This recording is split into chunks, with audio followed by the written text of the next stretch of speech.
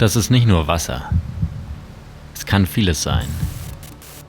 Die Erweiterung des Horizonts oder die Verwirklichung eines Traums. Für manche ist es die Herausforderung oder ein Rückschlag. Aber eine Sache ist sicher, für uns ist es das Abenteuer. Wir wollen den längsten skandinavischen Fluss von der Quelle bis ins Meer paddeln. Der Klarälven ist 600 Kilometer lang und entspringt im Femundssee in Norwegen. Von dort aus fließt er über die Grenze nach Schweden, durch den Vännernsee, bis er schließlich in Göteborg im Meer mündet. Ich finde immer Sachen gut, die irgendwie noch nicht so ganz ausgegoren sind. Es war erstmal ein Plan, es war eine verrückte Idee, ein Flusspaddeln mit GFK-Kajaks und mal gucken, ne? Und ich fand irgendwie dieses Konzept, dass man mal einen Fluss von der Quelle, also bis an die Mündung, wo ich paddel, dann ins Meer, fand ich auch mal interessant. Ich meine, sich mal wie so ein Wassermolekül fühlen, was da irgendwie als Regen im Berg fällt und dann unten rauskommt, total verdreckt in Göteborg. Obwohl es nur ein Fluss war, war ich trotzdem natürlich ein bisschen am Zweifeln. So, schaffe ich das konditionell? Ja, so eine große Distanz in so kurzer Zeit, das hatte ich vorher auch noch nicht gemacht. Am meisten gereizt hat mich an der Route durch den Klarälven diese Vielseitigkeit mal zu erleben. Hier gibt es ja am Anfang Stromschnellen, flaches Wasser aber auch und auch offenes Wasser, Wind und Wellen. Und das sind so unterschiedliche Bedingungen, für die man eigentlich jeweils ein Kajak bräuchte. Und ich glaube, deshalb macht das eigentlich fast keiner. Und wir haben das so ein bisschen als Herausforderung gesehen und dachten, das probieren wir einfach mal aus. Das sind wir. Nico, Johann und der hinter der Kamera bin ich, Eike. Unsere Kajaks und die meiste Ausrüstung haben wir schon zu einem Kanuverleih an der Quelle geschickt. Jetzt müssen nur noch wir dahin kommen.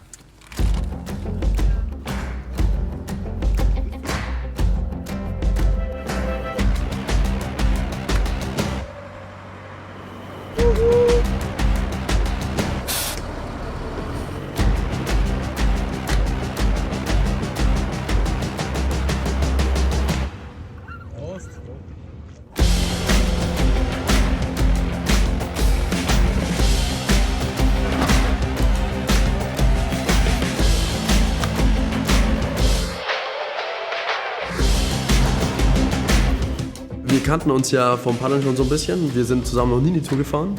Das heißt, das Spannendste eigentlich war, wie sich die menschliche Ebene so auf dem ganzen Trip so entwickelt.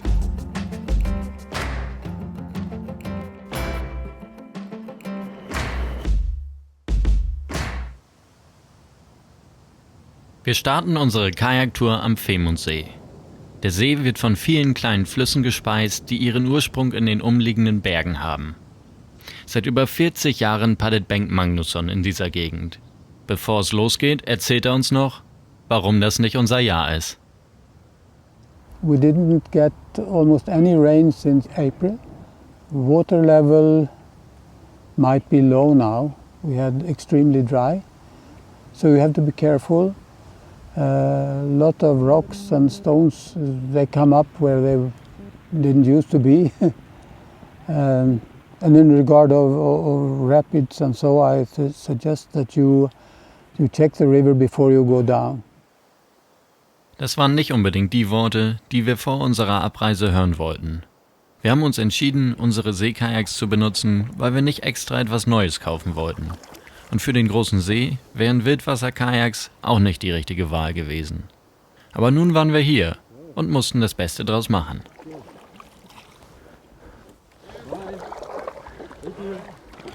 Auf nach Göteborg. Bis zum Lukendeckel sind unsere Kajaks vollgeladen. Mit Essen für mindestens 5 Tage wollen wir erst kurz vor der schwedischen Grenze das nächste Mal in die Zivilisation.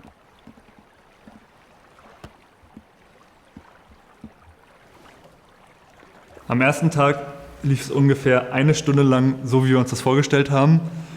Und dann fing es schon an. Wir sind einmal über den Femundsee rüber und dann sollte da so ein Kanal in den Isteren, in den nächsten See fließen. Und dann kamen wir da an diese Kante. Man konnte nicht so richtig sehen, was dahinter passiert, aber man hat es schon gehört. Wildwasser bedeutet zum einen immer eine gewisse Gefahr für uns selbst, aber auch für unsere Boote. Der niedrige Wasserstand und unsere fehlende Wildwassererfahrung machte uns die Entscheidung einfach, die Boote kurzerhand durch den Wald zu tragen. Wir hatten allerdings keine Ahnung, was noch vor uns lag. Ja, ich glaube, das war noch für alle okay. Das war so ein bisschen erstaunt, aber wir dachten, okay, das wird jetzt eine Schwelle sein und dann ist natürlich der Fluss ganz normal. Paddelbar natürlich mit den 2 Fahrradwegen an den Seiten und so weiter. Blöderweise war das nicht ganz der Fall. Jetzt sind wir hier 200 Meter weiter und da kommt schon der nächste Wasserfall. Eike läuft jetzt mal und schaut sich das Ganze nochmal aus der Nähe an. Und wir gucken mal, ob wir da vielleicht doch irgendwie runterkommen und nicht nochmal umtragen müssen. Es bleibt spannend. Wenn wir unsere Tour schaffen wollten, mussten wir lernen, die Rapids zu befahren.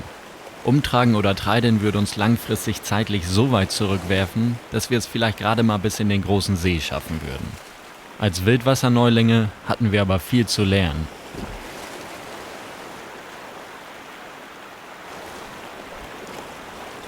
Jawohl.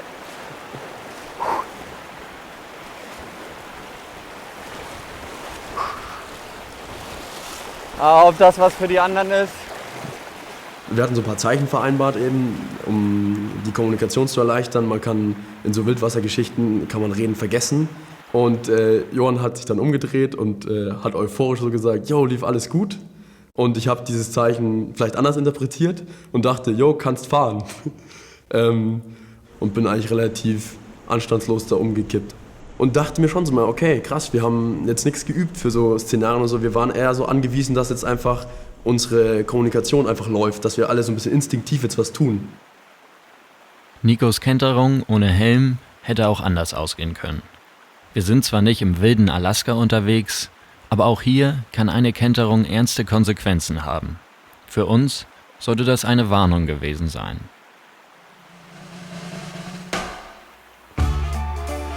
I got myself into a little situation, and I can't seem to get away from it. Ooh, I got to break free from all this bad luck that's been following me, and it's time to move on. It's just a little too long now.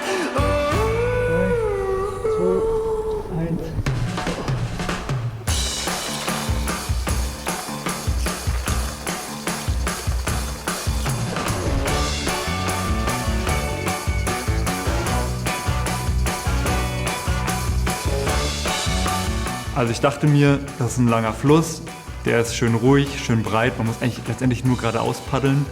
Der Rest ist halt ein Kinderspiel. Dass die Wasserbedingungen überhaupt zu einem Problem werden könnten, das ist mir überhaupt nicht in den Sinn gekommen im Vorfeld. Ich dachte halt, das wird super einfach. Ja, heute war ein Triathlon am Start. Jo. Der Elben-Triathlon. Ja, paddeln, schwimmen und Boote tragen. Wie wird das Wildwasser weiter flussabwärts aussehen? Werden wir als Team funktionieren? Das sind die Fragen, die uns jetzt durch den Kopf gehen.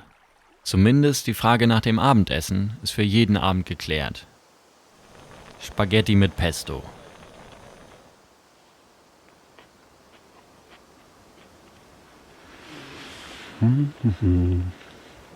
Aber doch heute ein ereignisreicher Tag. Solange wir nicht wieder über losgehen müssen. Nee. Solange es der richtige Fluss hier ist.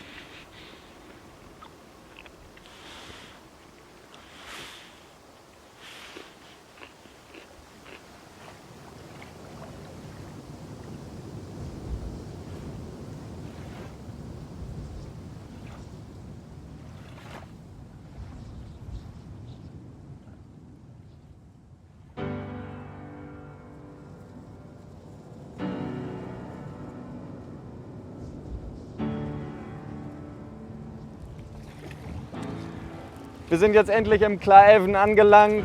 Den Femundsee und den Isterin haben wir hinter uns. Und jetzt wird sich zeigen, ob unsere Tour, so wie wir sie uns vorgestellt haben, funktionieren wird oder ob der niedrige Wasserstand die Stromschnellen einfach für uns mit den Seekajaks unbefahrbar machen wird.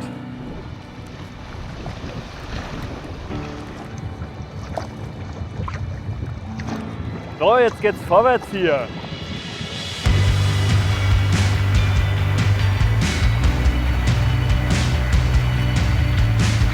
Einfach mal die Herausforderung, in relativ kurzer Zeit eine große Distanz zu paddeln.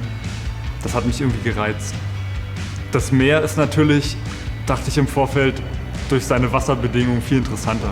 Ja, da haben wir Welle, da haben wir Wind und ein Fluss fließt doch letztendlich nur in eine Richtung. Die größere Sorge war eigentlich im Vorfeld eher, ob ich das konditionell schaffe.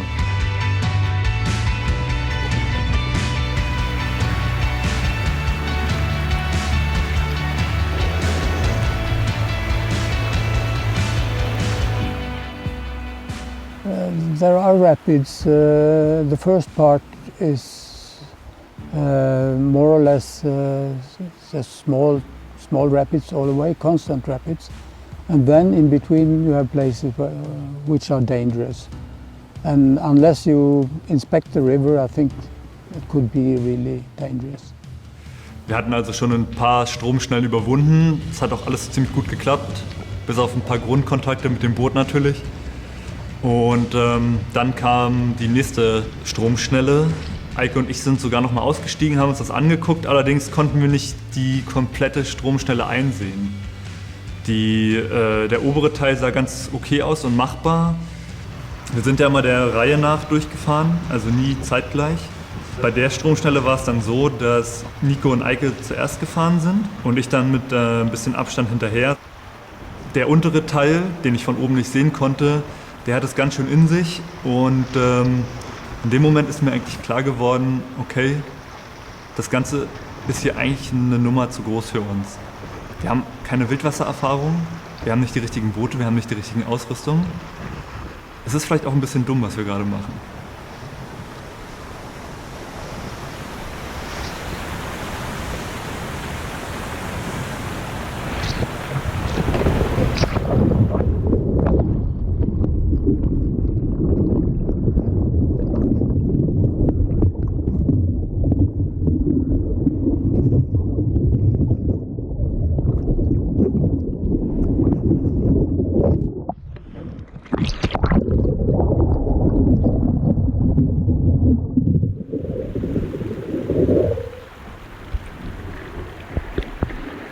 Ich war von der Kenterung an sich eigentlich gar nicht so sehr überrascht, dass sie stattgefunden hat, weil Nico war einen Tag zuvor gekentert, Eike wäre fast gekentert.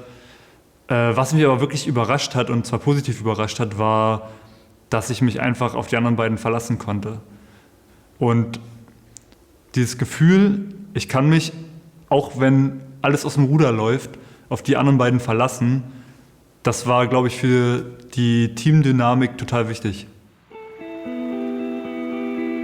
Einer im Wasser, alle im Wasser. Nicht nur aus Solidarität, sondern auch wegen der Sicherheit haben wir uns entschieden, von nun an alle härteren und nicht komplett einsehbaren Stromschnellen zu umtreideln.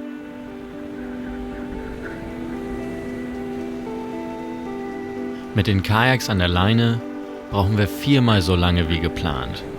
Das hatten wir uns anders vorgestellt. So viel Wildwasser stellt uns auch als Team auf die Probe.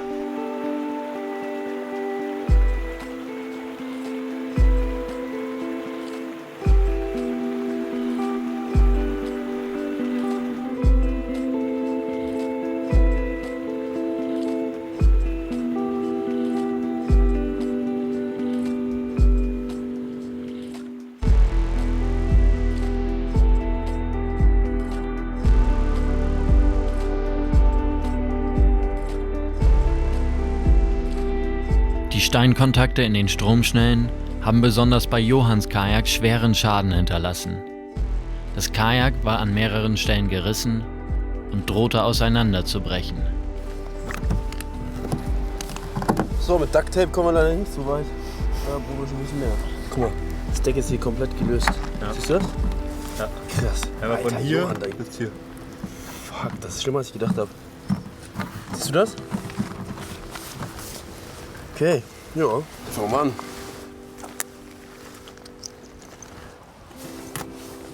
Also ich segel schon, seit ich halt klein bin einfach und bin schon auf dem Wasser da irgendwie unterwegs und gerade wenn man halt dann als Student irgendwie unterwegs ist, muss man halt auch die Sachen selber reparieren können einfach.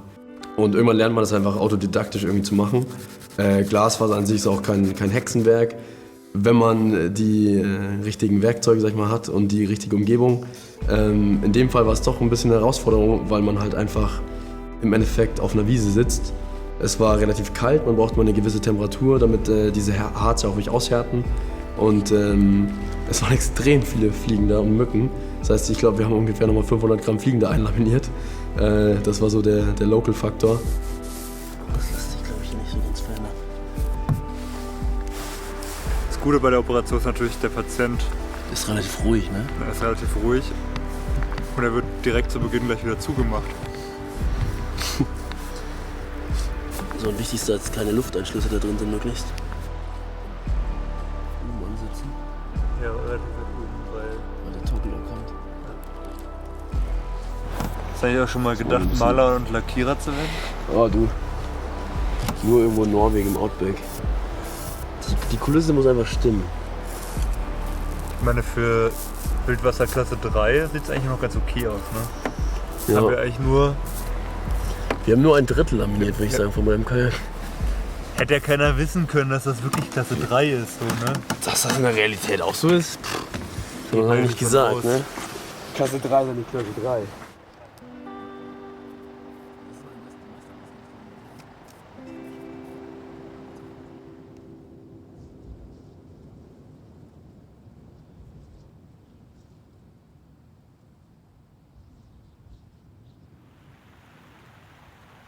Wenn man unseren Materialbruch der ersten beiden Tage auf die Gesamtlänge der Tour hochrechnen würde, hätten wir mehr als unsere 3 Kajaks gebraucht. Johanns Kajak war zumindest wieder fahrbereit, jedoch alles andere als stabil. So wie bis hierher konnte es nicht weitergehen. Mit der Hoffnung auf ruhigeres Wasser weiter flussabwärts luden wir die Kajaks auf unsere Bootswagen und liefen los.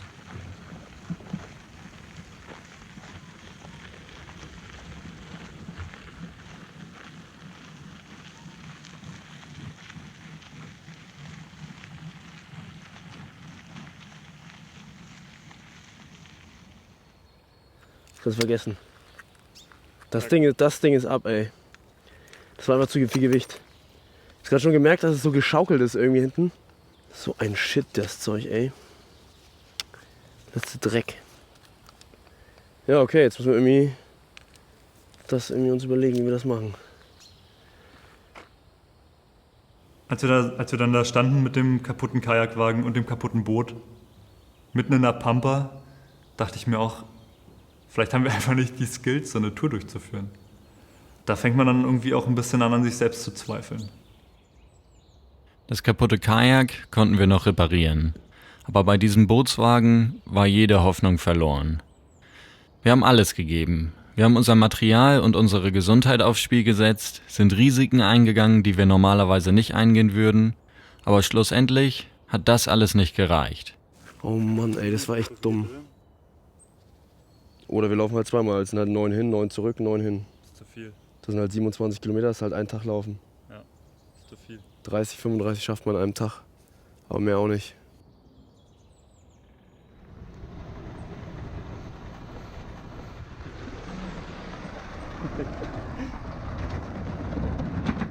Irgendwann mussten wir uns eingestehen, dass es aus eigener Muskelkraft nicht mehr weiterging.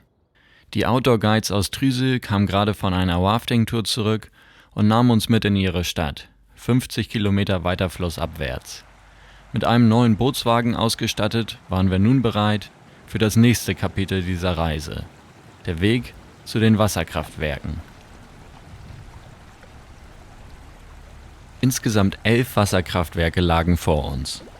Jedes Wasserkraftwerk bedeutet immer einen großen Einschnitt in die Natur. Das aufgestaute Wasser hatte für uns erstmal einen positiven Effekt. Die große Preisfrage war jedoch immer, wie es hinter dem Kraftwerk aussieht. Hier war es auf einmal nicht mehr die Natur, die uns Vorgaben machte, sondern der Mensch.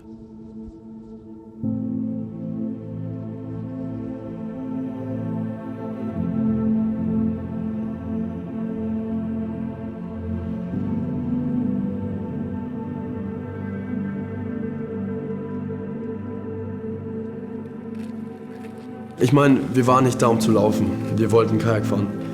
Allerdings, ja, was soll man machen? Ich meine, wir hatten dieses Ziel vor Augen. Wir wussten, dass das die einzige Möglichkeit ist, da hinzukommen irgendwo. Von daher haben wir das, glaube ich, relativ stoisch ertragen. Also wir sind meistens sehr schweigend gelaufen. Also ich fand's cool. Es war halt, wir haben uns ja gequält, ne? Ich muss es mal ganz ehrlich so sagen. Wir haben uns an Land gequält, wir haben uns auf dem Wasser gequält. Und das Kajakziehen war einfach nur eine andere Form, sich selbst zu quälen.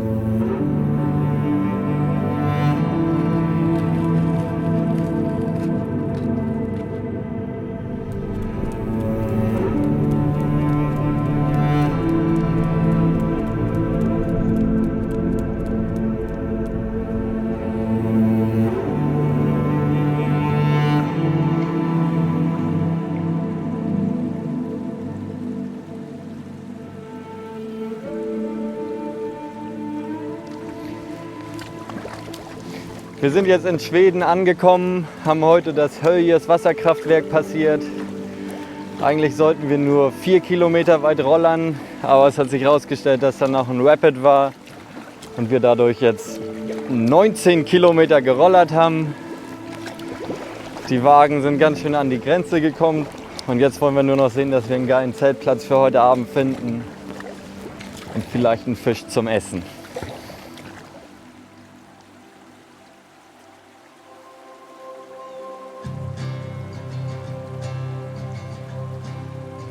Wir hatten irgendwie gelesen, dass es da Lachse gibt in den Flüssen. Und Lachse sind ja heute nicht mehr so die häufigst vorkommenden Fische in europäischen Flüssen, auch wegen eben diesen Wasserkraftwerken, weil Lachs ist ja so ein Wanderfisch, der schwimmt uns sozusagen gegen den Strom.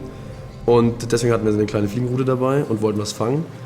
Sind aber erst zum Angeln gekommen, eigentlich, als wir so aus den richtig geilen Lachsgewässern schon wieder draußen waren. Deswegen hat es leider ein bisschen gedauert. Vielleicht lag es auch in meinen Angelskills, aber...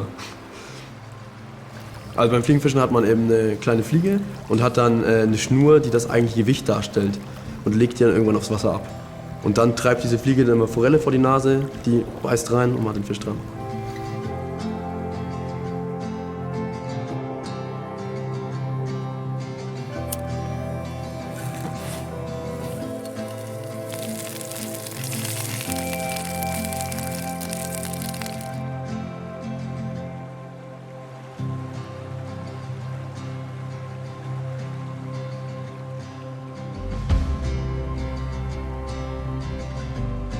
Je länger wir unterwegs sind, desto mehr wird das Draußensein zum Alltag. In unseren Kajaks haben wir alles, was wir zum Leben brauchen. Nur alle 4 bis 5 Tage müssen wir unsere Essensvorräte auffüllen. Wobei es bei Tagesetappen von über 60 Kilometern und dem entsprechenden Kalorienbedarf auch gerne mal früher soweit ist. Hier auf der schwedischen Seite ist das Supermarktnetz aber so gut ausgebaut, dass wir regelmäßig satt werden.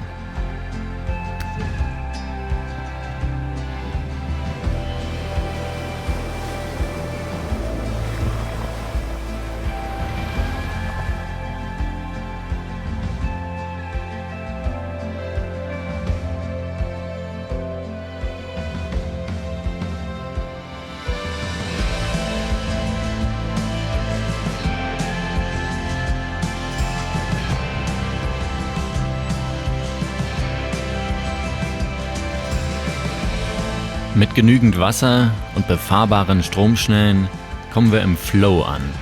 Die Landschaft rauscht nur so an uns vorbei und wir können im Nu den Rückstand der ersten Tage aufholen.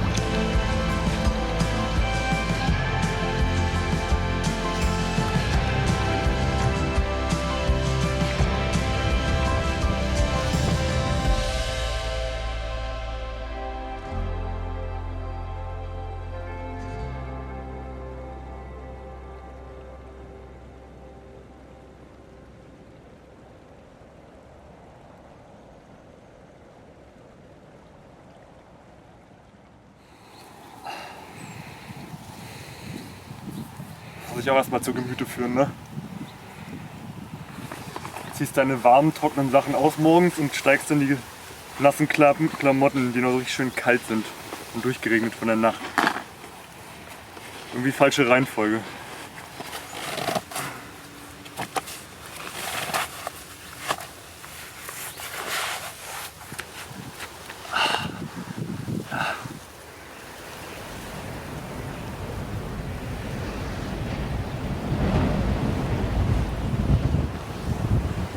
Hier sind wir jetzt 30 Kilometer vor dem Vennernsee.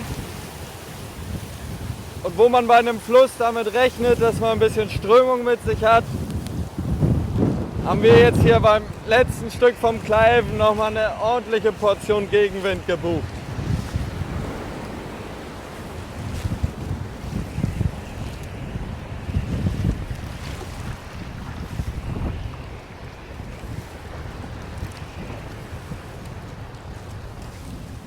Im Endeffekt ist es auch nur Wind. Und wir haben noch Glück gehabt, dass wir ihn vor dem großen See erwischt haben. Ein bisschen komisch ist es aber schon. Ständig hören wir Äste abbrechen und Bäume umfallen. Wir merken, dass diese Landschaft nicht auf so viel Wind eingestellt ist.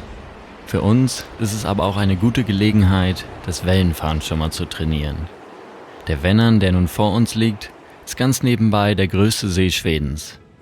Schon seit mehreren Tagen freuen wir uns auf ihn. Und unsere Seekajaks werden sich dort endlich mal zu Hause fühlen.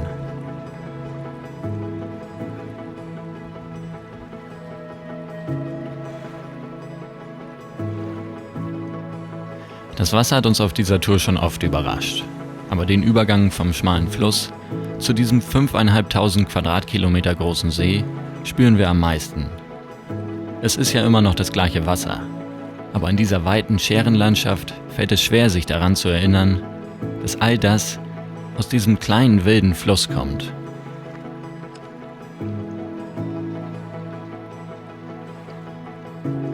Wir haben noch 250 Kilometer vor uns und 5 Tage Zeit, bis wir wieder unseren Verpflichtungen nachkommen müssen. 5 Tage, in denen alles, was uns beschäftigt, diese wunderbare Natur ist.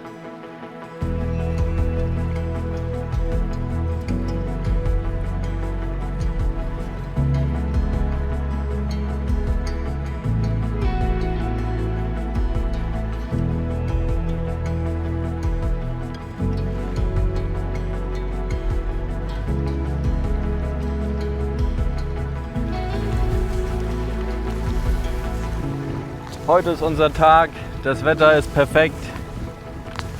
Wir verlassen heute die Region Värmland und kommen nach Västergötland. Gleich steht noch eine Querung an. Und hier auf dem offenen Wasser fühlen wir uns auf jeden Fall richtig wohl mit unseren Seekajaks. Und die Wellen, die langsam unter unserem Kiel vorbeiziehen, das ist auf jeden Fall das richtige Gefühl.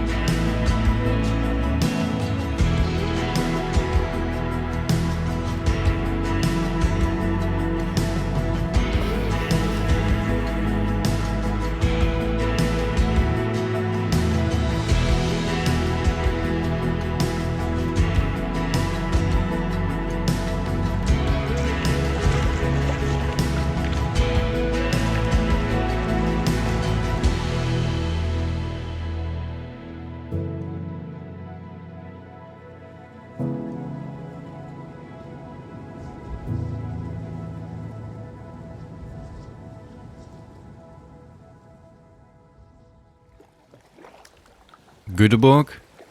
Ach ja, da war ja was.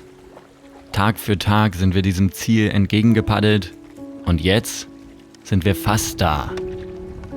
Wir haben uns gegenseitig kennengelernt und festgestellt, dass wir alle verschieden sind. Jeder von uns hat seine eigenen Stärken und Schwächen. Aber wenn wir gemeinsam daran arbeiten, kommen wir zum Ziel. Auf unserer Reise quer durch Skandinavien haben wir die wilde, nordische Natur gespürt, wurden von ihr umgeworfen und haben gelernt, immer wieder aufzustehen. Doch was hätten wir erlebt, wenn wir jeder Herausforderung aus dem Weg gegangen wären? Ein Abenteuer wohl kaum. So, wir sind auf der Zielgeraden. Uns trennen jetzt noch ungefähr 100 Meter von der Göta-Elfbronn, sozusagen unsere Ziellinie in Göteborg. 3, 2, 1. Wuhu! Wir haben es geschafft! Leute, wer hätte Wir sind das angekommen! gedacht? Wer hätte das gedacht? Voll Jack! Alter, wie geil ist das denn, ey?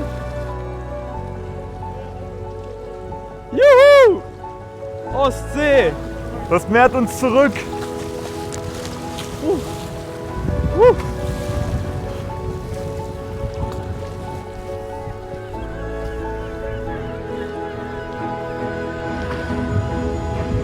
Erster.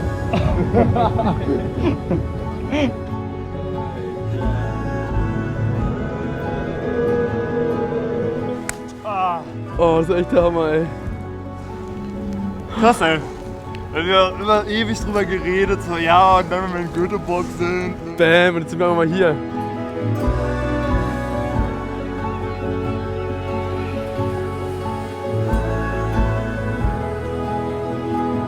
Nachdem dieses Abenteuer nun vorbei ist, freuen wir uns schon auf das nächste. Mit dem Blick raus aufs weite Meer stellen wir uns die Frage, wo es den Tropfen, der an der Quelle mit uns gestartet ist, nun weiterhin treibt.